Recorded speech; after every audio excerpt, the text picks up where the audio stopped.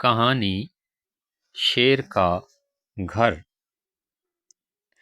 جنگل سے کچھ فاصلے پر ایک گاؤں آباد تھا۔ گاؤں کے لوگ محنتی اور جفاکش تھے۔ گاؤں سے جنگل کی طرف جاتے ہوئے راستے میں ایک نہر تھی جو سارا سال بہتی رہتی تھی۔ نہر کی وجہ سے گاؤں کے لوگوں کو کھیتی باڑی کے لیے کافی سہولت تھی۔ گاؤں کے باشندوں میں خیر دین بڑھئی جانا پہچانا نام تھا۔ خیر دین اپنے کام کا ماہر تھا۔ خیر دین کی مہارت اور ایمانداری کی وجہ سے شہر میں اس کے بنائے ہوئے مال کی خوب مانگ تھی۔ اس مقصد کے لیے خیر دین جنگل میں جا کر لکڑیاں کاٹتا اور مختلف قسم کے فرنیچر وغیرہ بنا کر فروخت کرتا تھا۔ جنگل کے شروع میں درخت ایک دوسرے سے فاصلے پر تھے اور لوگوں کی آمد و رفت کی وجہ سے یہاں جنگلی جانور بھی نہیں تھے۔ البتہ بندروں کی بہتات تھی۔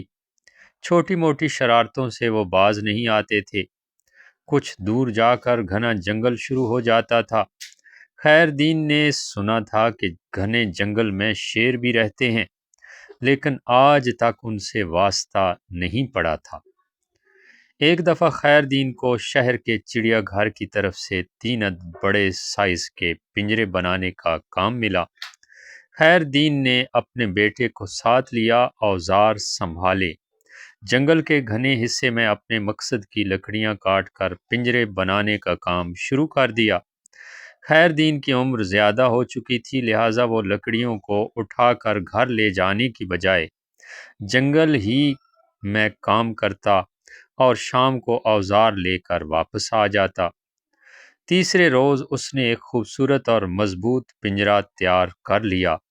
خیر دین اپنے کام کا جائزہ لے رہا تھا کہ اسے گھراہٹ سنائی دی۔ اس نے مڑ کر دیکھا تو چند قدم کے فاصلے پر ایک شیر کھڑا تھا۔ خیر دین تھر تھر کانپنے لگا۔ اچانک اس کے ذہن میں ایک ترکیب آئی۔ خیر دین نے خوشامد بھرے انداز میں ہاتھ جوڑتے ہوئے کہا، بادشاہ سلامت، ناراض نہ ہوں، آپ کا گھر بنا رہا ہوں، تشریف لائیں۔ شیر نرم پڑ گیا اور سوچے سمجھے بغیر پنجرے میں داخل ہو گیا۔ خیر دین تو ایسے ہی موقع کی تلاش میں تھا، لہٰذا اس نے فوراً پنجرے کا دروازہ بند کر دیا۔ خیر دین نے اپنے بیٹے سے کہا کہ پانی گرم کرو۔ جب پانی گرم ہو گیا تو خیر دین بڑھئی نے شیر پر ڈالنا شروع کر دیا۔ شیر کا بدن گرم پانی سے جھلس گیا۔ جب خیر دین نے دیکھا کہ شیر ادھموا ہو گیا ہے تو اس نے پنجرے کا دروازہ کھول دیا۔ شیر بدحواس ہو کر باہر نکلا اور تیزی سے بھاگ گیا۔ خیر دین بڑھئی دوبارہ اپنے کام میں مصروف ہو گیا۔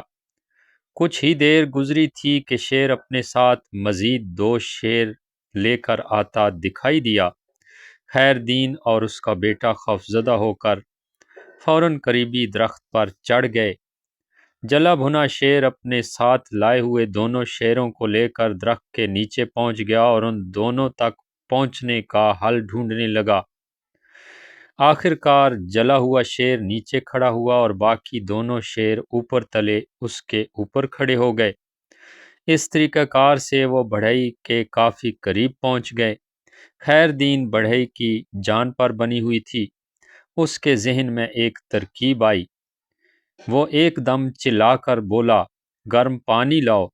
گرم پانی کا سنتے ہی جلا بھنا شیر ایک دم گھبرا کر بھاگا، جس کی وجہ سے باقی دونوں شیر بھی گر پڑے اور ایک دوسرے کے پیچھے سرپٹ بھاگ گئے۔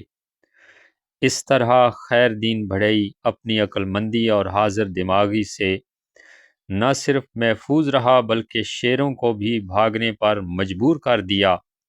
اخلاقی سبق: حسن تدبیر سے بڑھ کر کوئی عقل مندی نہیں۔ انسان جنگل کے بادشاہوں کا بھی بادشاہ ہے۔